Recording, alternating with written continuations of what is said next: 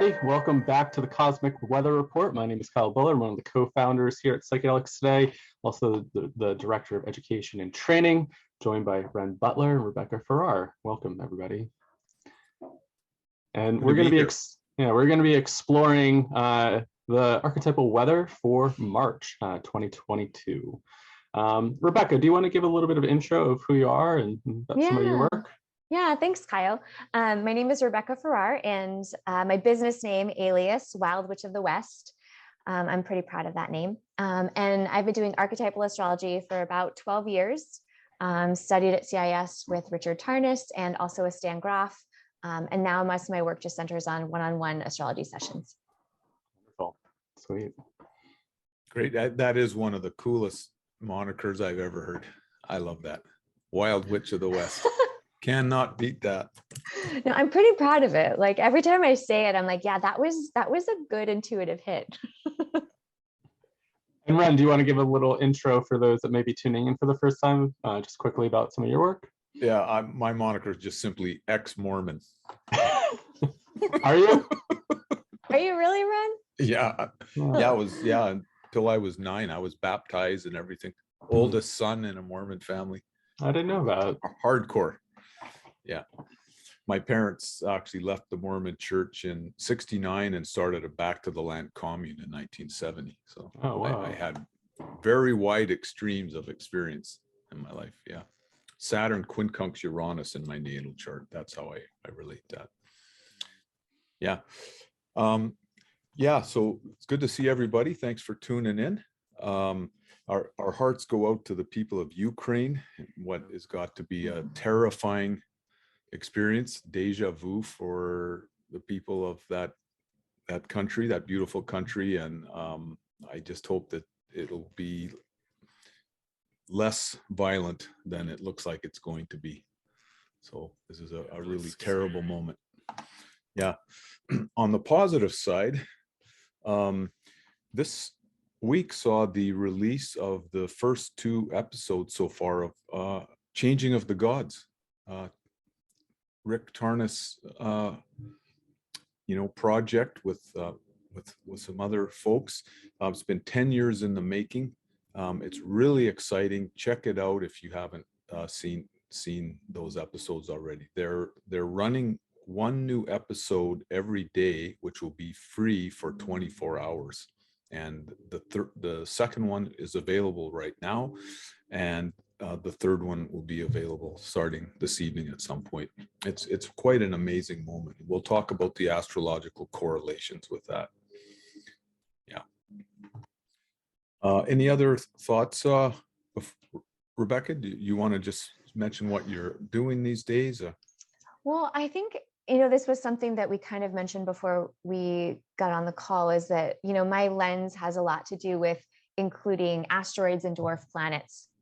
And so that's something I really look at when I'm looking at the transits is, a lot of the full moon and the new moon, of course, they have these large planetary correlations, but there's often kind of this subtlety that we see when we look at the asteroids or the dwarf planets. And so that's an element I want to bring in, even though we won't have the charts that visually will show it. I'd love to make sure that we just kind of pay homage, because they're often pretty large. Even though they're subtle, I find them to be really impactful and adding a lot more complexity sometimes than is even aware at first look. Awesome. Yeah, looking forward to that. Okay, I can share my screen. Let's see here. There, can you see that now? Yep. Yes. March 5th. All right. Great. Well, I'll begin and we'll kind of go back and forth between us, Rebecca and I. The first thing that stands out is this amazing Sun, Jupiter, Neptune triple conjunction. These planets are in orb now. This has been happening for a few days already. It's very dramatic timing that the release of Changing of the Gods after 10 years coincides with this magical alignment of Sun, Jupiter, Neptune. These are very buoyant, spiritually expansive archetypes. There is a tremendous focus here on meaning, higher meaning, a sense of being able to perceive the divine patterning within material phenomena, between the particulars of the incarnated realm. With the Jupiter-Neptune conjunction, there can be an access to the archetypes of the cornucopia, or horn of plenty, the great benefic, this feeling of ultimate cosmic safety, of the divine as being good, as being loving, of caring, of the providence archetype. This is tremendously supportive for positive sessions. People can have a sense of optimism going into sessions. They can have a kind of a soaring feeling of safety and as abundance, as I said. As always, we recommend that you have a proper set and setting, at least one sober sitter who's taking care of you. The ideal would be two, if you're doing an individual session with eye shades and headphones, in order to maximize the benefits and minimize the risks. The benefits are tremendous with this alignment, and you may feel that you can get away with, dropping some acid and walking around town or something like that. But, you may run into problems, you may not run into problems, but the therapeutic healing benefits will be increased if you do it in a soundproof room with a sitter. The sense of higher meaning and imagination, like outpouring, outrushing abundance of that kind of warm, watery inner meaning. The Sun-Neptune conjunction can inflect experiences towards sacred light and warmth. We can get in touch with the masculine personas of divine consciousness, such as Buddha, Apollo, God, Christ, the Heavenly Father, the Divine Son. People raised in a patriarchal, monotheistic religion who have experienced the judging, punishing side of God in what they were taught. This can go a long ways to showing people the genuinely spiritual side of the masculine principle. There's a positive and a shadow side to everything, and Neptune will inflect it toward the masculine that is meaningful, life-giving, life-supporting. The Sun-Jupiter conjunction is very warm, positive, expansive energies. It's like the sun shining brightly on a summer day. Now, the shadow side of these archetypes could be over-optimism. I think we're seeing this sort of massive brainwashing and spin, like Putin is working on that. In the culture wars, there can be like wholesale massive illusions under these archetypes. Rebecca, any thoughts? Yeah, I mean, God, thanks, Renn. It was what struck me when you were speaking about Neptune is that, even without any journeying, I always feel altered when Neptune is in a strong relationship to the sun. There's just something about, that light really shining through this planet where things just feel a little dreamier, right? There's a little bit more kind of a flow state in the day-to-day process. And I love that you were mentioning the shadow side of Jupiter, because I often think that Jupiter becomes this planet where everyone's just uplifting Jupiter. And I see so many shadow sides with Jupiter. To me, it kind of represents this very like capitalistic sort of orientation where there's always more. We always want more. Jupiter always wants to like have its cake and eat it too. So it's the part of us that, instead of just, having a dessert or a dinner, a meal, we want the dessert, the appetizers, everything all at once. And so this sort of give me all is this, for me, I think about big trucks. I think about this kind of idea of America where we go overboard. It's like the go big or go home that comes also with this kind of, you talked about this other side of the masculine, Jupiter rules the pointer finger. So there's always so much to me about like righteousness whenever Jupiter is around, just like really looking for that moral righteousness. And you add all that Pisces and all that Neptune, it's certainly righteousness that comes with a lot of false senses of illusion and fantasy and delusion, kind of all mixed in there at the same time. So yeah, I'm so excited for this Jupiter sun thing and feeling that like warmth and welcoming and kind of like heart space. And the Neptune there always makes me a little bit, and in Pisces always makes me a little bit curious around, okay, like how do we just, keep our feet on the ground during a cycle where there's a lot of that more kind of uplifting energy that we may miss kind of what's under the surface or what's lurking in other corners that Neptune prefers to maybe look up rather than like down and around sort of thing. Wow, really good points. Yeah. Don't talk to me about big trucks. Being in Canada, we just had many big trucks driving around. Yeah. Right. I mean, I always think of Jupiter as like so like middle America to me, where it's just this like religious kind of big houses, big cars, big box stores. Like it's just so kind of capitalistic America when I think of Jupiter, and it's really shadow side sometimes. Yeah. Yeah. We have middle Canada too. It's just like one step removed from Middle Earth, But, yeah, I like Rick's comment in The Passion of the Western Mind. We live in a philosophically materialist culture. For the last 400 years, we've been attempting to cleanse away the actual term used by some of the fathers of science, the inner subjective emotional side of our psyches, and just focus on the outer world of objective, quantifiable qualities in the world. And there's a desperate need for us to reclaim our emotional lives. And because of the inner hunger that we feel, as Rick describes it, the marketplace rushes in to fill the void.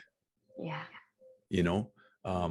Because we have these unmet needs, we fill the gap with overconsumption and sort of prestige and so on, and it doesn't work.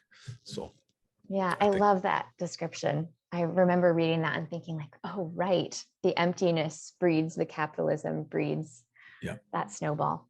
Yeah, the marketplace rushes in to fill the void. So really good points. Okay, well, let's look at this powerful Venus Mars Jupiter conjunction up there. Wow, just like Pluto. Yeah, or a Venus Mars Pluto conjunction. Yeah, I thought of the Venus Pluto right off the bat. I thought of the term charm offensive. Now, I don't know if many people find Putin charming, when he takes off his shirt or whatever, but do you find him charming when he takes off his shirt, Renn? I don't find him charming, no. But Mars Pluto can be, on the shadow side, very aggressive, savage, brute force kind of energy. And I think that's what we're seeing here in this invasion, this sort of naked power politics. And then Venus is the charm offensive, the attempt to kind of gloss it over in some ways. So those are just some preliminary thoughts. This is a very sexual combination. It won't be a surprise if people have sexual feelings or Dionysian feelings in their sessions, and that should be totally okay. The therapist should be comfortable enough to let the client have any experience, including body movements, and just quietly hold the space, on the side. These are very conducive for sexual healing. We know that the flow of energy through a system organizes that system. All wounds and traumas involve blocks of energy, blockages of energy. That's an important component. And so we want the emotions and energies to flow again. That's what leads to healing. But that can bring up the old wounds and the old traumas. So we want that to happen in a supportive environment where we won't be re-traumatized. The moon is in a powerful square on that first Saturday in March with the Venus, Mars, Pluto. Moon Mars can bring up impulsive feelings. It's very conducive for powerful self-expression, for blowing your top, allowing what is inside to come forth without censoring. The Venus-Mars conjunction also increases sexual feelings, a kind of rock and roll feelings. People can have heightened responses to music. Matthew Stelzner used to talk about that with Venus-Mars, one of our colleagues from San Francisco. Dancing after a session could be something you might really enjoy. I think, make a song list of your 10 favorite dance songs. Try them out at home. Make sure that they're good dance songs, and then your friends and family who gather to support you at the end of your session, maybe after dinner, you could do some dancing. The Mars Pluto, as I said, is very primal, savage. That's volcanic, explosive energies. It's very hard to just lay quietly with these archetypes.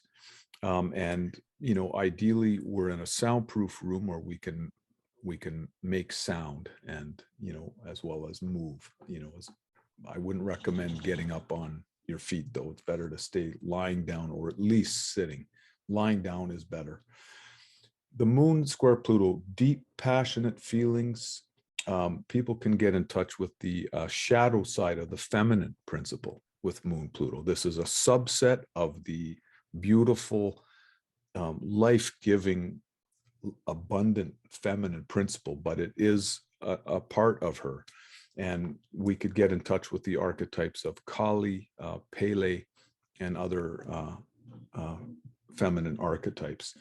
And then finally, the Moon-Venus square indicates a kind of an inner core of sweet love within all this. You can have a sense of the kindness of your sitters. You can end in a sweet, loving place with the Moon-Venus. Yeah. Any thoughts? Well, it's so funny because this combination is so much my natal chart. And so as you're describing this, I'm like, yeah, Moon Venus, so sweet and loving. Oh yeah, Moon Pluto, so chaotic and intense. But I really loved when you were talking about the sexual aspect of kind of this combination, because we're talking about Mars and Venus, which is also the polarity that we experience, right? The part of us that has momentum, the part of us that's relational, and then adding Pluto to that mix. I often find Pluto also becomes all the places where we feel shame. Right. And so I would expect something, maybe places of shame or places that have been really shoved down, to maybe be a part of an experience on this sort of a day. And wherever, of course, we feel shame is where we tend to get the most defended. And so I would also wonder if in sessions, there might be places where it feels like there's a little bit more of a wall. And that's probably where kind of the shame is hiding around that corner. And I think too about the different ways the different people express shame, right? The Venusian way of shame is to kind of like pull away in many ways. And the more Mars is more like defending, going at something when it feels shame. The defense goes outward rather than the defense kind of being absorbed inward. So I feel like this combination is really ripe also to just experience the different ways that discomfort and shame show up and what our response is to that discomfort. That feels like the juiciest thing I was feeling in that combination as well. Wow, really good points. I've been thinking about that archetype as well. And Stan talks about when people are reliving the dynamic stage of labor, his BPM3, basic perinatal matrix 3, there can be very overwhelming feelings of debasement, defilement, degradation, shame. And these are very difficult emotions to face. And, in a way, we're helping to clear them out of the collective psyche as a whole by feeling those emotions. And I was thinking about the famous book by Hawthorne, The Scarlet Letter, where because she's accused of adultery, she has to wear I think it's an A on her lapel. And she's carrying the shame for the whole culture, all the repressed perinatal feelings and biographical wounded feelings in the Puritan culture. And she's like a fisher for those repositories of shame to come out, and someone has to feel them for the civilization. So yeah, really good points, Rebecca. Thanks. Yeah.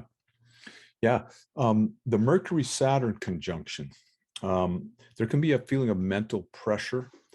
People can sometimes get into repetitive negative tape loops. Rick Tarnas used to talk about that, where it's like a replay of BPM2, the no exit stage of labor, where you're in a very painful situation, compression, contraction, feelings of loss and guilt, but your mind is unable to find a way out.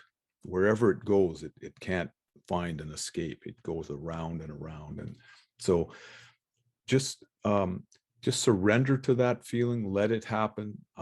After a finite amount of time, that will automatically resolve and open. People can have a sense of worry and doubt sometimes going into sessions. They can be afraid. They can think, maybe this is a bad idea. It's important to always evaluate the trust that you have with the people supporting you. If you have a trust issue with the shaman or your guides, you should bring it up with them. Talk about that with them ahead of time. And if they respond in a way that reassures you, then you'll probably want to go ahead with it. Other kinds of fear do not necessarily indicate you shouldn't do the session. It's very normal and natural to feel fear and apprehension before going into sessions. It doesn't mean something's wrong. It doesn't mean you shouldn't do it. But again, that trust issue, that is the exception. You have to reach a place where you have a reasonable belief that they are going to support you, in your time of vulnerability. And then finally, Saturn square Uranus, of course, we've got this for another couple of years or something like that. This is one of the dominant archetypes in the collective space right now, this world transit. It's really a dynamic interplay between our fear, our caution, our woundedness, Saturn, and our consequent conservative tendencies, and our Uranian urges for freedom, breakthroughs, change, adventure. And we can kind of alternate between those two sides of us. We can feel a tension between them. We have to learn to just hold that tension until a resolution presents itself. Jung talked a lot about that, and he was, of course, born with this square. We certainly see this in the culture wars continuing, in kind of really outlandish forms, like the media bubbles that people are living in is like completely alternate universes, and it gets reinforced by every email they get, everything Facebook recommends that they watch, and they can really go down rabbit holes.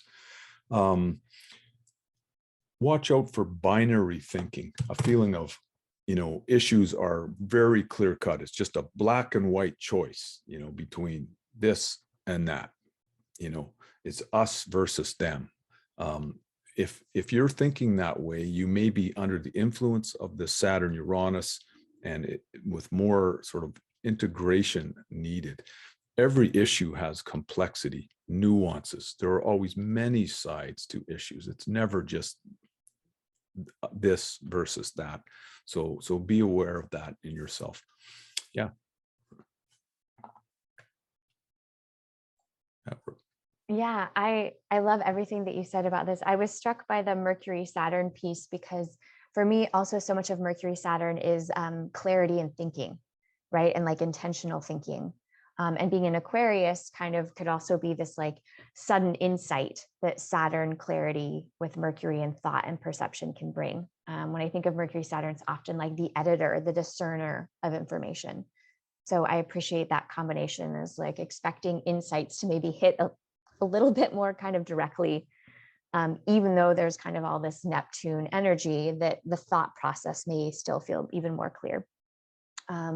And then, yeah, that Saturn Uranus is kind of such an interesting thing we've all been working with for so long around this kind of push pull between the security, the structure, the new and novelty, and how we each individually kind of have both of those push pulls within us and how they show up externally. That's always been such an interesting thing to me, and these two pieces to watch that struggle between these seeming opposites, but yet there's a middle ground between the two of them that I'm hoping we're getting to as a collective. I definitely resonate with that, and I'm glad that you kind of mentioned that point, Renn, about just like sticking with the tension, because there's some days I just feel like completely breaking away and doing something really extreme, and then there's this other part that's just like, you know, sit still and grounded, and just kind of walking that middle line. I was just looking at my chart. It looks like I have Saturn Uranus kind of conjunct too. Oh, cool. Yeah. By the way, I highly recommend readings from Rebecca. Anyone listening? Oh, you want a thanks. A fresh perspective from a experienced, well-educated astrologer. I recommend Rebecca. That was like a commercial. I feel like you just yeah. came in with like an unsolicited commercial, and I really liked it. Yeah, it was very Uranian of you. Yeah, you're welcome. And now I'm going to hold up my Skippy peanut butter jar while I'm talking. Should have given you a business card to. Yeah. Saturn, Uranus. You know, Stan Grof was born with the square, and you know what we want to strive for is to be a disciplined innovator, responsible freedom. It's not a battle between the two. The battle is between the lower forms of both Saturn and Uranus and their higher forms. Saturn has a lower and higher forms. You know, rigidity, repression is not life-supporting side of Saturn, but responsibility, maturity is, for example. And somebody on CNN mentioned the other day that in the culture wars, there's these two extremes. Everyone's an extremist now. There are people that want to change everything, and there are people who don't want anything to change. So that would be the hardcore right-wing elements. They don't want anything to change, you know, and we need change, but we also need to do it in a mature, careful, responsible way, you know, but that's up for everyone to decide. We certainly need change.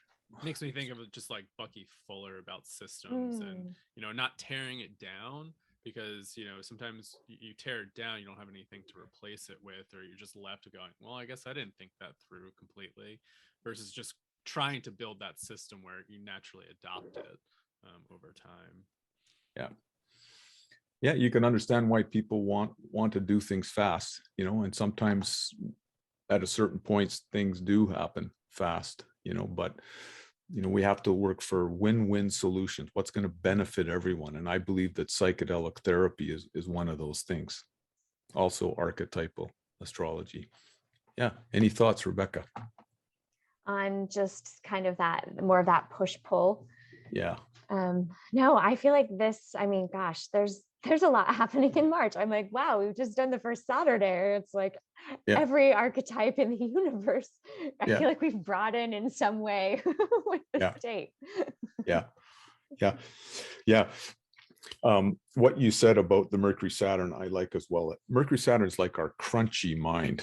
It's our healthy skepticism, our ability to discern, you know, like this is better than that, or this is more quality than that, or more real.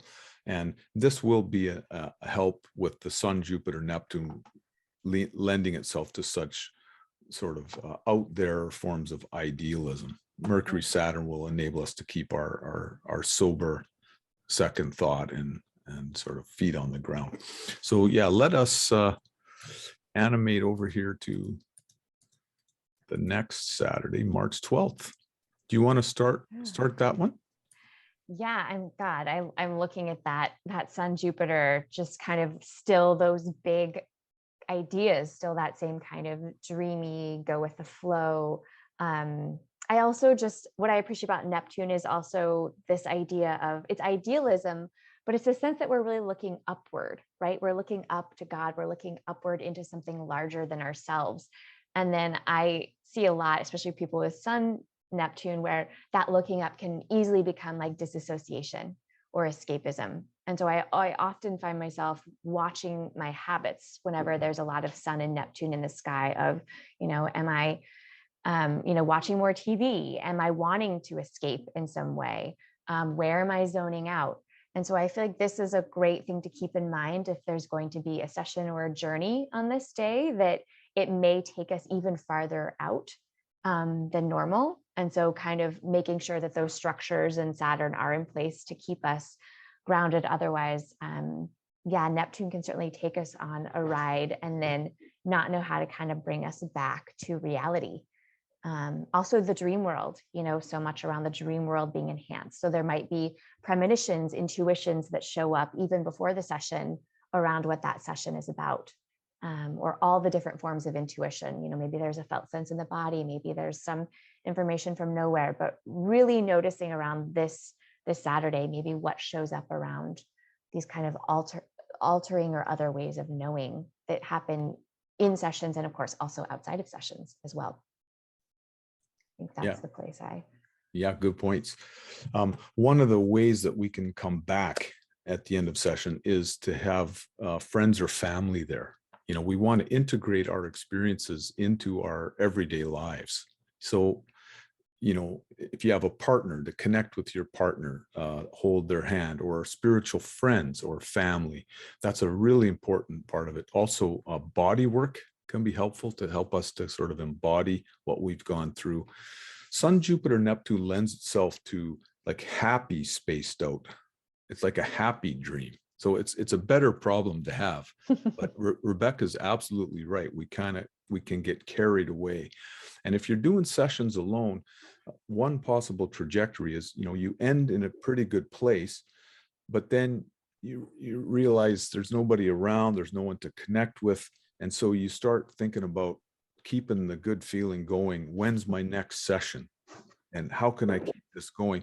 And then you're starting to get this forward-looking perspective rather than embodying that experience in the moment and enjoying it in the moment. So, take care of yourself by having people around you, at least at the end, if not for the whole session. This is a very special moon day with these trines to the Sun, Jupiter, Neptune. The Sun trine moon on this middle Saturday of the month, this can enhance a feeling of harmony between the yin and yang qualities within us and around us. We can, like if you have a male and a female sitter, which is really the ideal, Stan talks about a male-female dyad, you can heal things like wounds about your parents not getting along, nasty divorces, or they're always fighting. You see your sitters cooperating to take care of you. It can be an emotional corrective experience. This can be very healing. The moon, Jupiter, we can have strong connections with nature. The sense of the abundance of the feminine, the milk of human kindness is flowing with this moon, Jupiter. And then the moon, Neptune, also feelings of kindness and compassion. We might get in touch with the great mother goddess archetype in the form of Mary or Isis, Demeter, Lakshmi, Parvati, Kuan Yin, Sarah, or Terra. This is a very special day. Now, the Venus, Mars, Pluto is still happening that we talked about, but now we have the square is in orb of Uranus. Venus, Mars is squaring Uranus, coming in orb. There can be wild feelings of your breakout feelings, sexual breakthroughs, liberation from sexual wounds and traumas. With Venus, Uranus, we can have a sense of or experience rebirth motifs that are vibrant in color, like mandalas with beautiful, brilliant colors, or peacock feathers. With Mars square Uranus, there can be explosive discharges of aggression.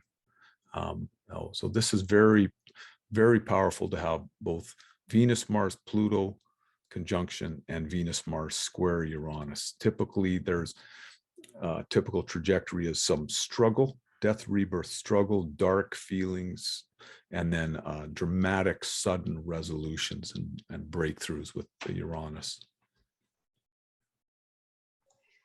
I was also feeling that creative impulse, right? With that combination of, maybe there's something that happens during a session and it really spurs or sparks something like wanting to draw or paint or create something that kind of is given birth through some sort of experience, with that Mars and Venus in Aquarius, the sign that has so much kind of creativity and insight with the planet Uranus. I just was really feeling a spark around Mars taking action around like the Venusian qualities of creation, and could be the erotic in more sexual eroticism, or can be the erotic nature of just being human and that kind of life force really wanting to move through us and animate us.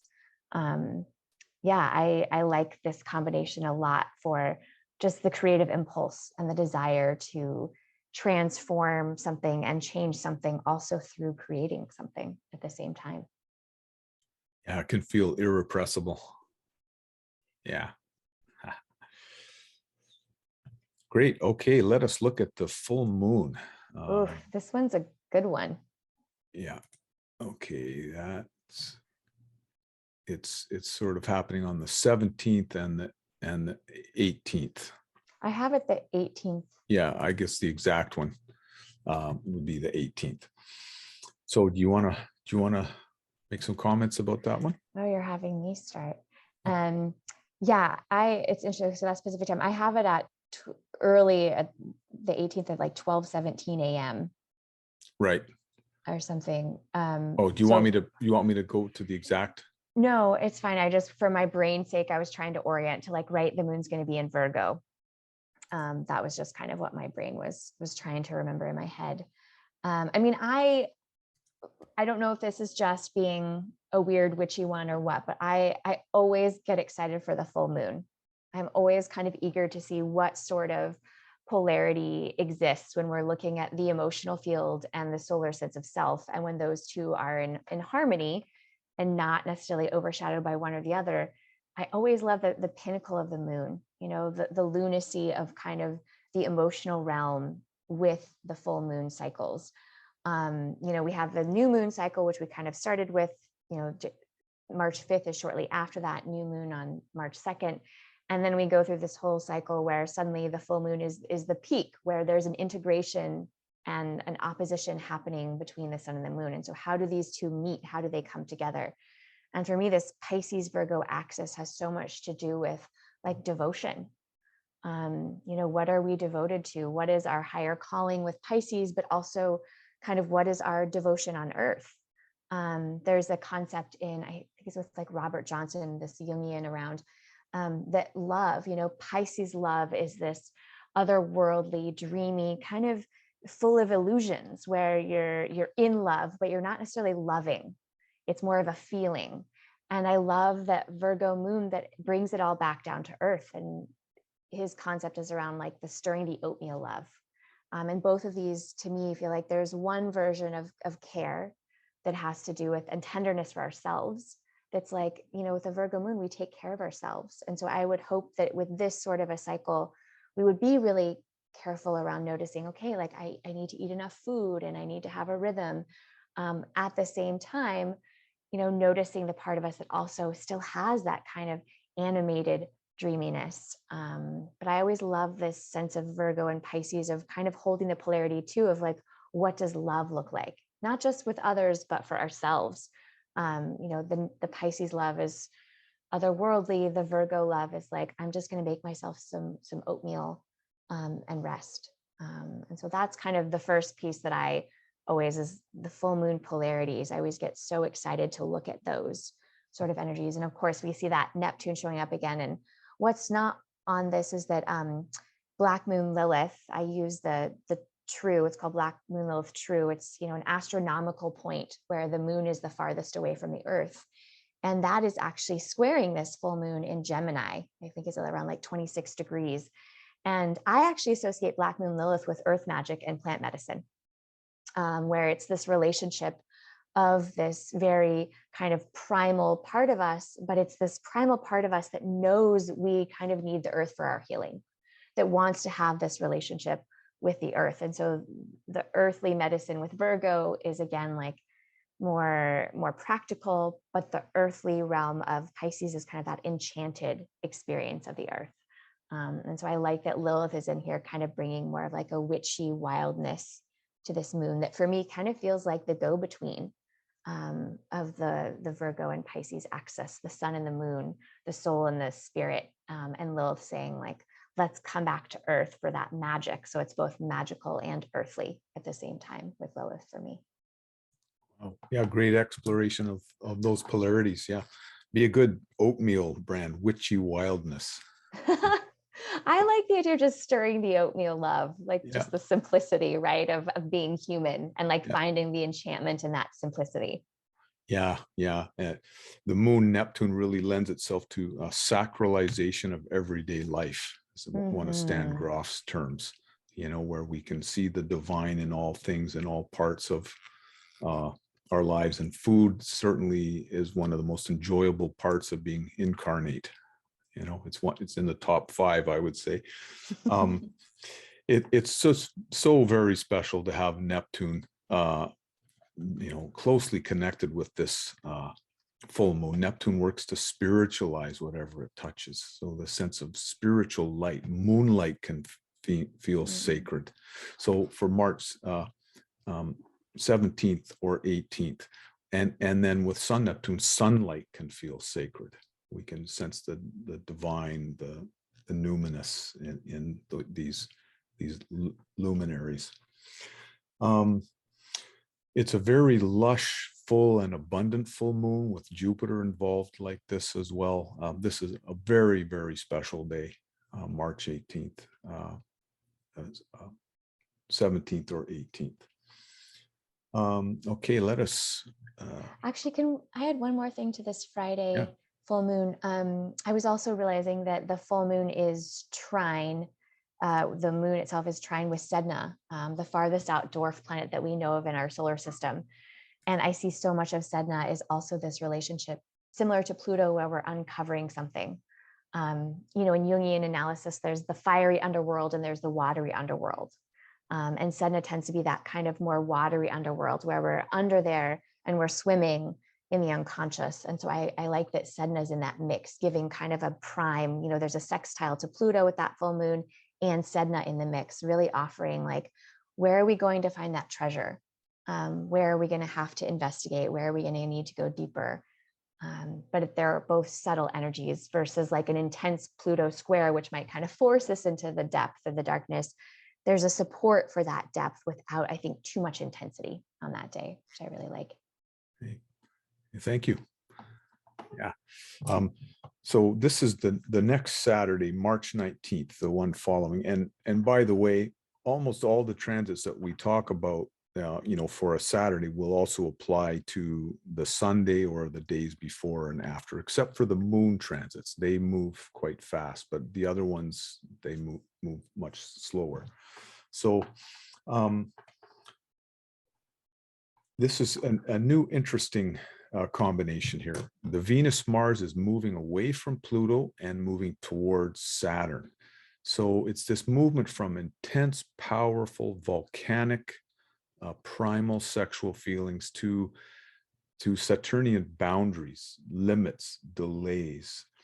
We can have a sense of passion and zest for life that Rebecca was talking about, creative feelings, meeting consequences somehow, that we can, that one of the deeper roots would be BPM2 memories, where there could be the life force can feel squeezed, inhibited in some way.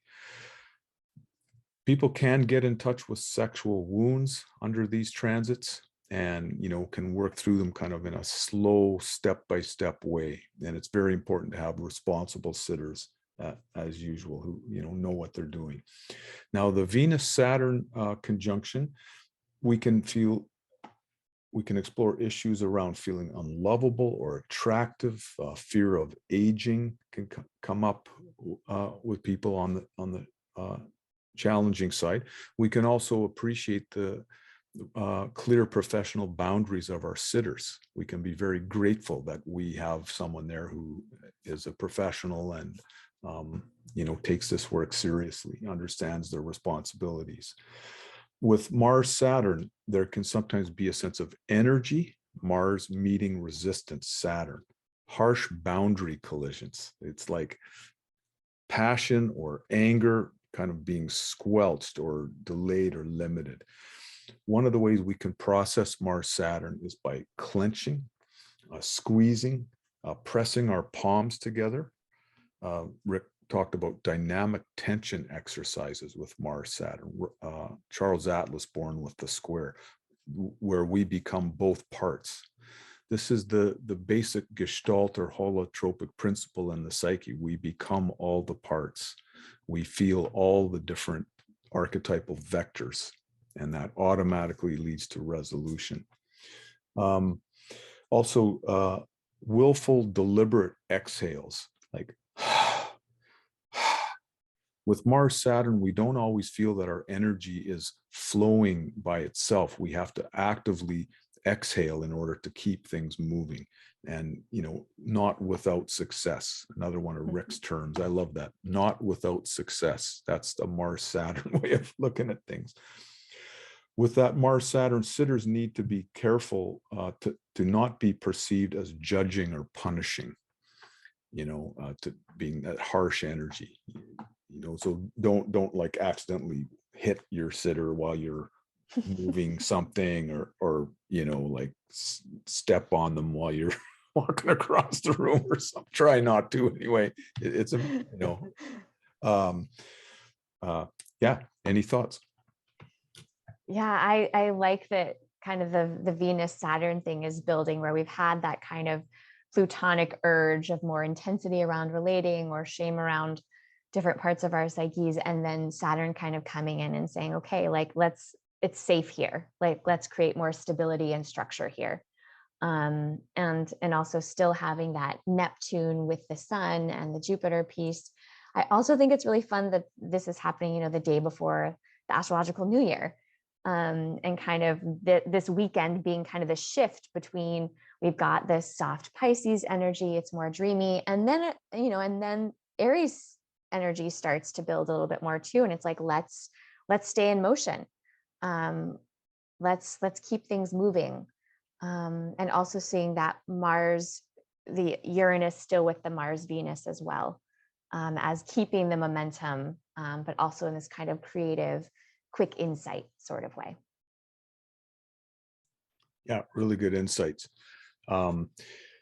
It's typical with something like Venus, Mars, Saturn to sort of feel a sense of tension or struggle or inhibited energy, and then with Uranus, then a sudden breakthrough and resolution.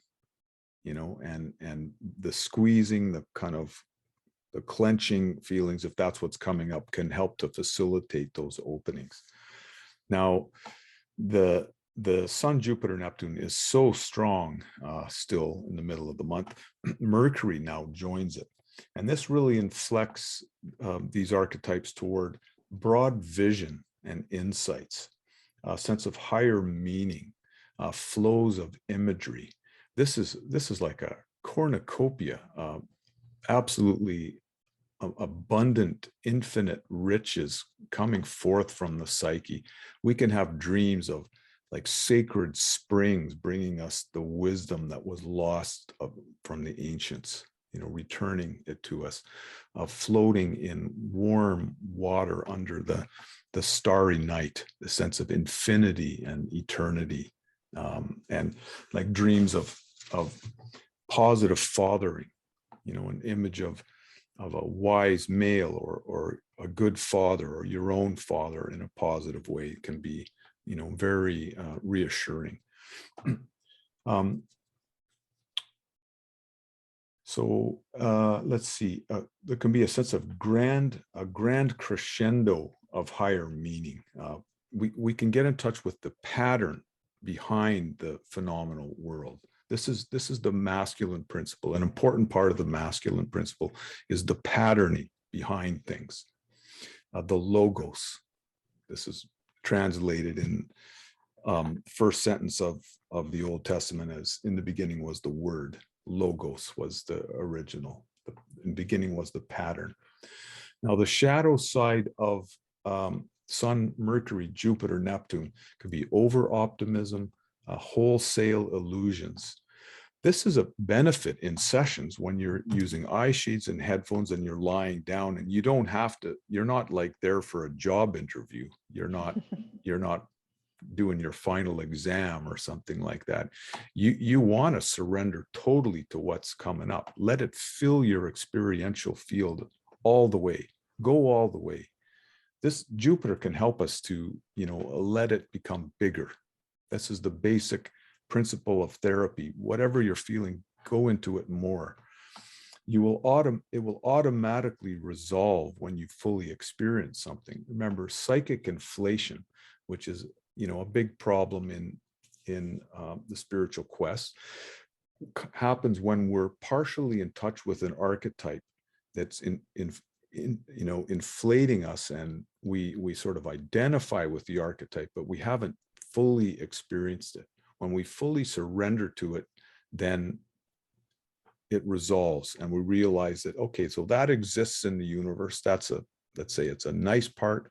In this case of Sun, Jupiter, Neptune, there are some really good parts of the universe, but it's not the whole story. We kind of have it in perspective. But if we're partially in touch with it, we might get the sense of like, we are the, let's say, the Christ complex or the chosen one or something like that. And you don't want to suppress that. You want to go into it more.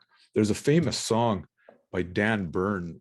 I think it's called Jerusalem, where the guy says, I am the Messiah. It says, I think you heard me right. I am the Messiah. Dr. Nussbaum was right. He's my therapist. He said, get it out in the open. It's the funniest song. Get it out in the open, So let yourself go into these wonderful, blessed, magical, enchanting energies. The final thing, a shadow side of this is there could be mirages of prosperity.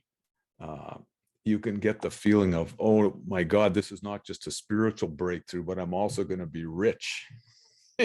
I'm going to have this is going to translate into the Jupiterian realm in a kind of lateral way as infinite abundance, like projects that have spin-off potential, franchise potential. And it's almost a guarantee that some people will have those kinds of experiences, especially if this is lighting up your Jupiter, your Sun, something like that. I would recommend not writing things down during sessions. Don't start writing frantically like you're getting instructions and dictation from God or something like that. It's better to lie back down and let it be an emotional experience. Yeah, Rebecca. Yeah, I think the piece that was also standing out to me is, whenever Mercury's in with that Jupiter, I love that you talked about like kind of this perception of being bigger than we are. But also just kind of with that Neptune, also with the Mercury, this real psychic ability. And so that's kind of the confusion, where it's kind of like we've got all these antennas on top of our head and we're trying to figure out which frequency to actually listen to. So I love this experience that you're naming of like, don't try to record it and write it down, because we don't even know if the frequency that we're receiving is one that is kind of healthy for us without that inflated Jupiter in there as well. So yeah, I'm always really cautious with like Neptune and Mercury around. There's so much information that may be landing in and needing extra discernment around what to actually listen to and pay attention to, because that Mercury Saturn's not there anymore. Yeah. The chaperone of our mind has gone home, and we're like walking through the enchanted wonderland.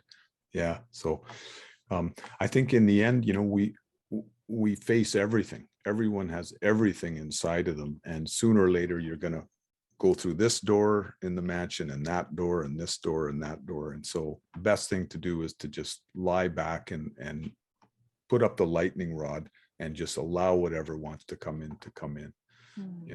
When we're alone, then we're kind of responsible for our own therapy. We're trying to determine, is this beneficial for me to go in this direction or not? part of us is like, that doesn't seem like a healthy direction. I'd rather go this direction. But in a therapy session, when we have sitters, then we're just sort of overwhelmed and we go to the bad directions, and then they take us through and out into the light on the other side. So it's very tough to be your own therapist. I don't recommend doing more than, small amounts of psychedelics if you're alone. It's better to have sitters.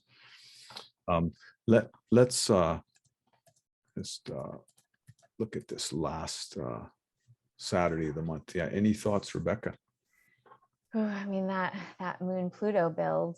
Yeah, it's also interesting because when I was looking at it on my chart, I was noticing that the sun is moving towards Chiron. And for me, whenever I see any, sun or moon aspects with Chiron, we're expecting a shamanic journey, right? We're expecting that we're going to go into something where there's tenderness and hopefully come up with something that's really important.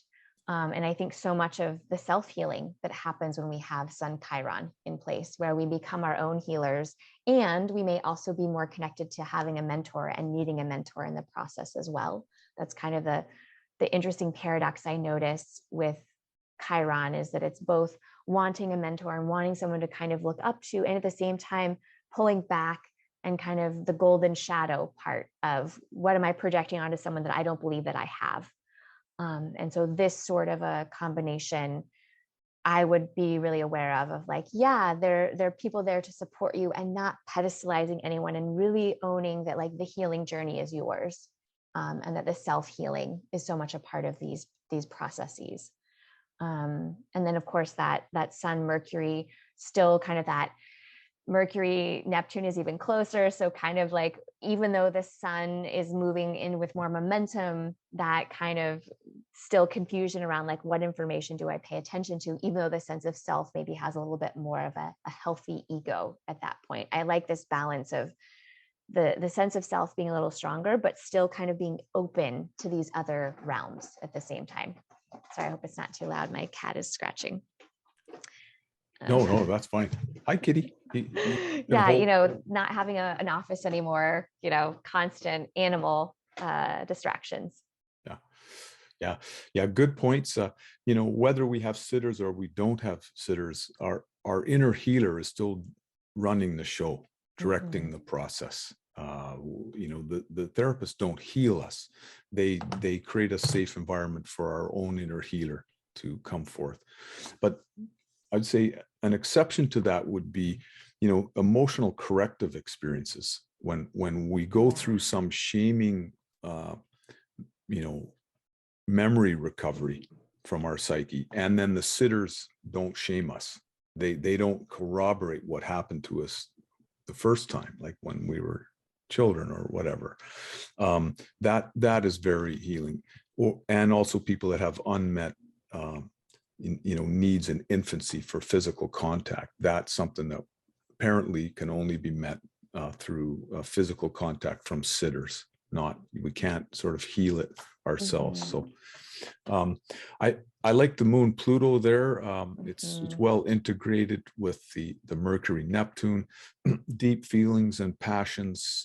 It's kind of like night energy, like wolves howling, the kind of lunatic, wild, crazy energy, but it's very fertile, and it's always it's always good to have a good howl every now and then. For this final Saturday of the month, of course, the transits will be very similar to what we've been talking about for the last several weeks. It'll still be the Venus, Mars, Saturn, square Uranus, and then the very lush, abundant feelings of plenitude and safety and meaning of the Sun, Mercury, Jupiter, Neptune.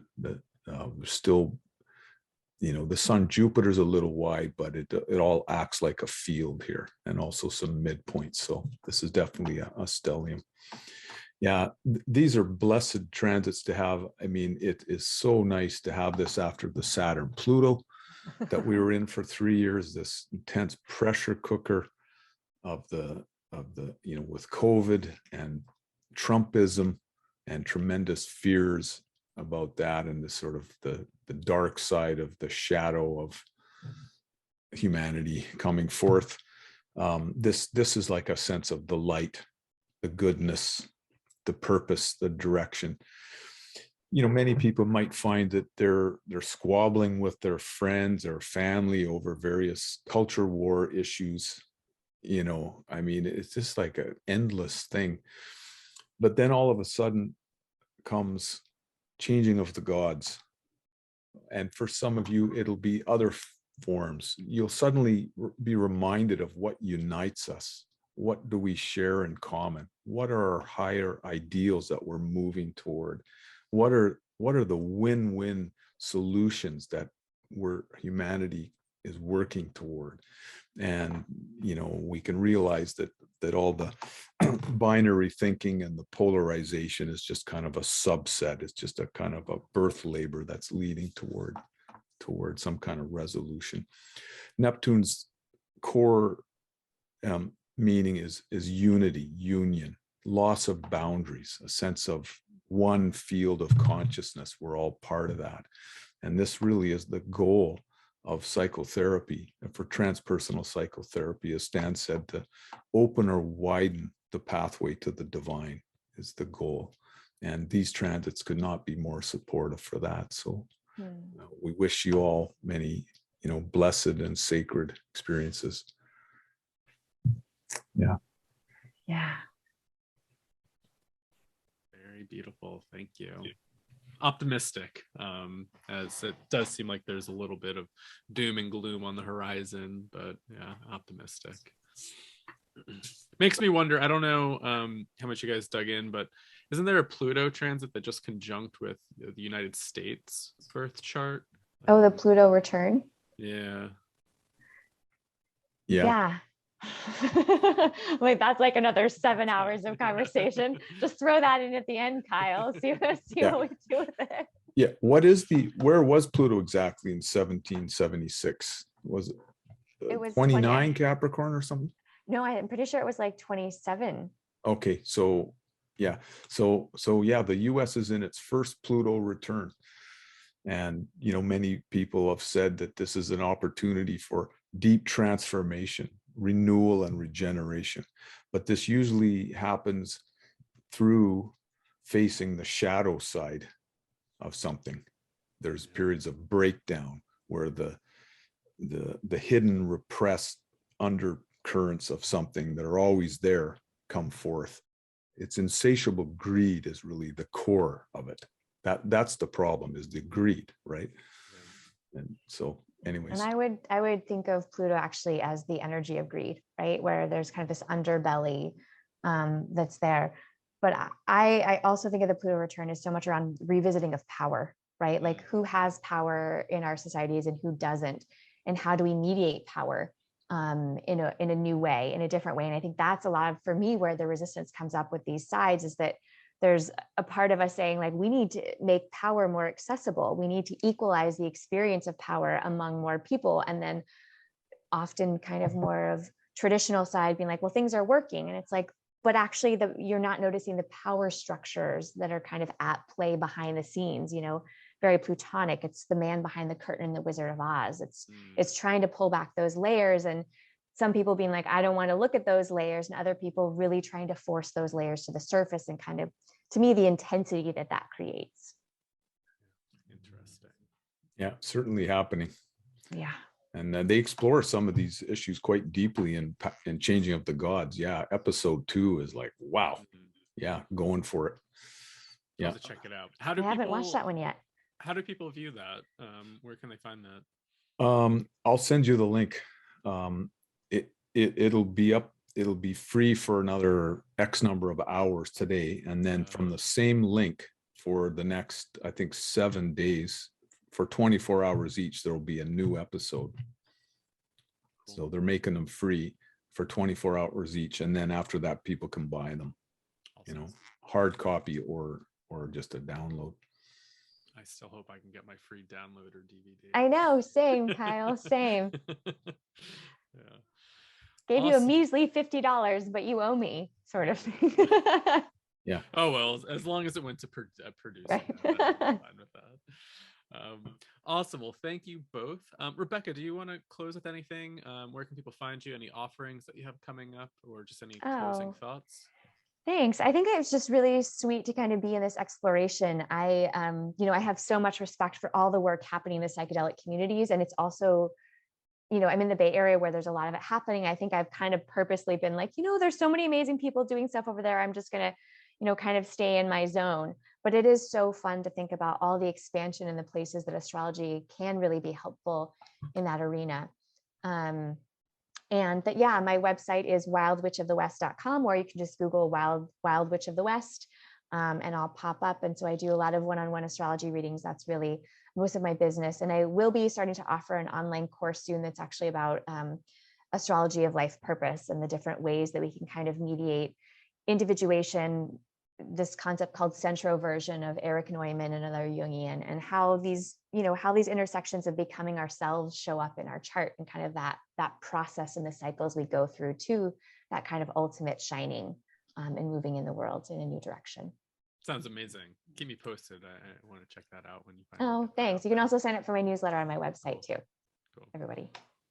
And what's your website again? Wildwitchwest.com, or you can just Google Wild Witch of the West and I'll pop up. I highly recommend Rebecca's course. That'll be great. It'll be Ren. really fun and informative. I'm sure it'll be an excellent course. Yeah. And how about you, Renn? Anything you want to close with? Anything that you've Well, got going on? you know what? As of today, we're at 499 subscribers on ANN, Archetypal News Network. I'm sure it'll be over that by the time people watch this. So that's kind of fun. I'm doing readings. My website is rennbutler.com, and I'll be doing my my annual course starting in September, 21 weeks, starting at the end of September. So there's a early bird rate on that. I'd recommend taking courses from, many different astrologers. So, definitely check out Rebecca's offering there. And also not just archetypal astrologers. I think I so love archetypal astrology, and it's been so refreshing. Like, I've had a few mentors who are in the more traditional astrology, and it's kind of fun to compare and contrast just how much is in all these lineages. Like even though broadening your language and broadening the astrological language, even though archetypal resonates the most for me, I'm kind of constantly in awe of just how many amazing astrologers there are out there doing such great work. Yeah, and that certainly fits the quality of the Sun, Jupiter, Neptune, and the Sun, Mercury, Jupiter, Neptune is this sort of richness, a plurality, pluralism. We're not trying to create a fundamentalism here or something like that. Somebody said there are many astrologies. There's not just one astrology, many astrologies, and it'll always be that way. Yeah. So. All right. Well, Rebecca and Renn, thank you so much. And thank you, everybody, for tuning in. Any comments, questions, anything like that, drop them in the comments section. And we will catch you next time for April. So thanks again, everybody. Yeah, thank you. Yeah, please Thanks, thank you. Thanks, both of you. Please like the video and share it with anyone you think might enjoy it. Yeah. And be sure to go subscribe to the Archetypal News Network as well. Yeah. Thank you. All right. Take care, everybody. Yeah. Bye.